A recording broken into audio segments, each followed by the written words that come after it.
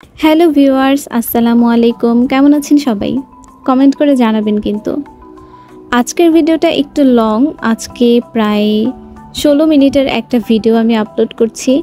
আর এই ভিডিওতে আমি ছোট ছোট ২টা মাটির কাপ পেইন্ট করে দেখাবো। ভিডিওটা সম্পূর্ণ দেখবেন কিভাবে মাটির কাপে পেইন্ট করলে কালারটা টেকসই হবে এবং কী টাইপের কালার ব্যবহার করতে হবে, কিভাবে কি করতে হবে সব কিছু আমি আজকের ভিডিওতে কিন্তু বলবো।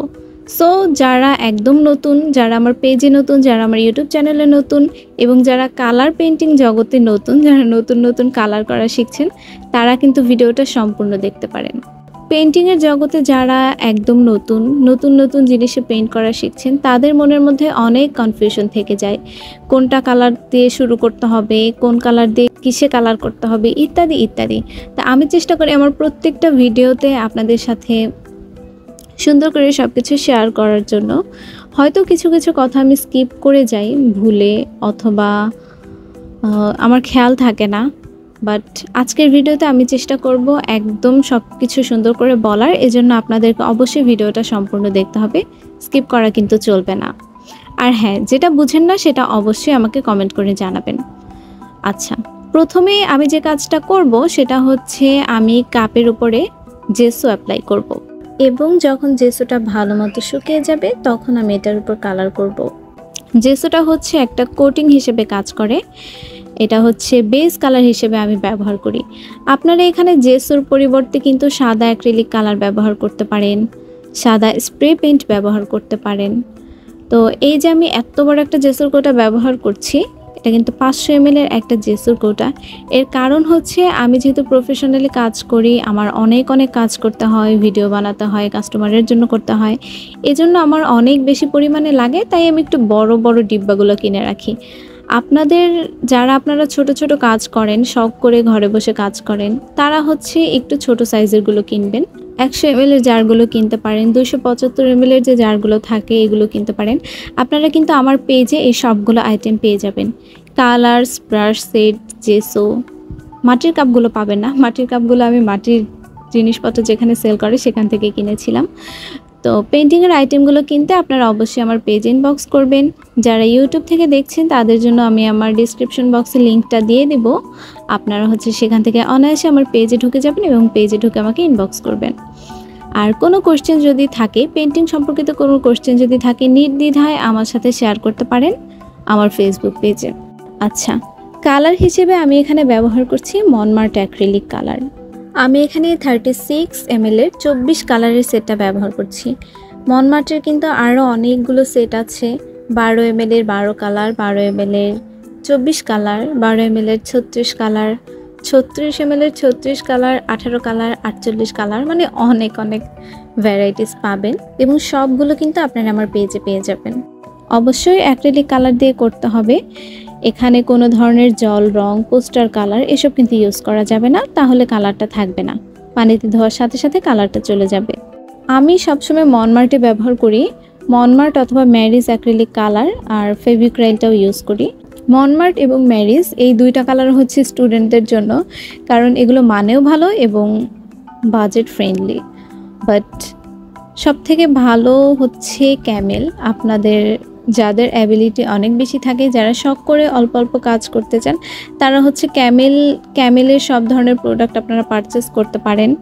কারণ পেইন্টিংয়ের জগতে 1 নম্বরে হচ্ছে ক্যামেল। আপনি জল রং কিনেন, অ্যাক্রিলিক কালার কিনেন, অথবা হচ্ছে পোস্টার কালার, যাই হোক না কেন, ক্যামেলের উপরে আসলে আর কোনো ব্র্যান্ড নেই।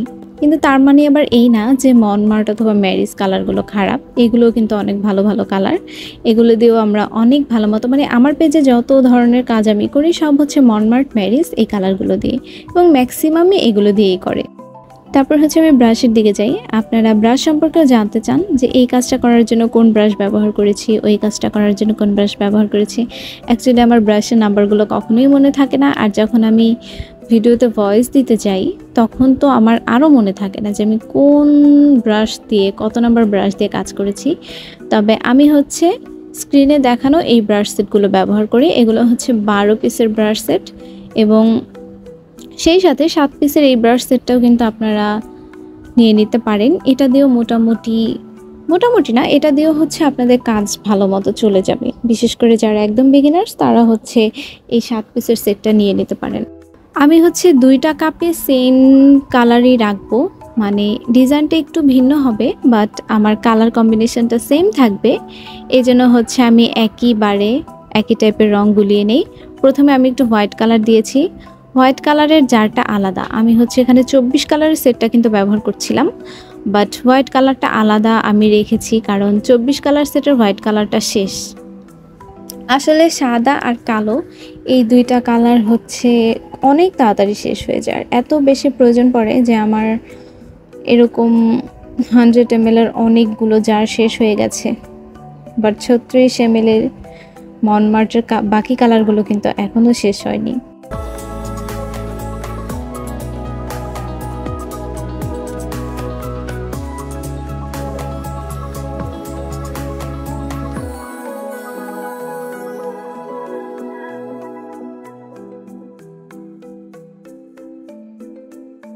এখানে আমি একটা লাইনার ব্রাশ ব্যবহার করছি।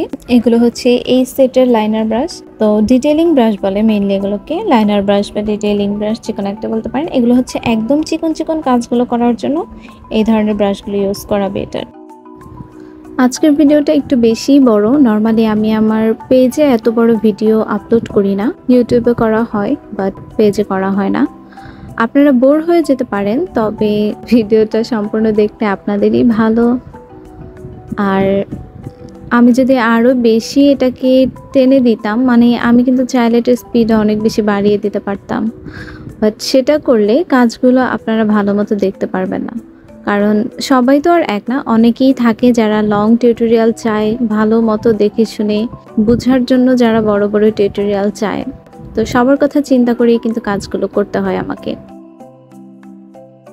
আচ্ছা, পেইন্টিং সম্পর্কিত কোশ্চেনগুলো কিন্তু আপনারা আমার কমেন্ট বক্সে জানাতে পারেন।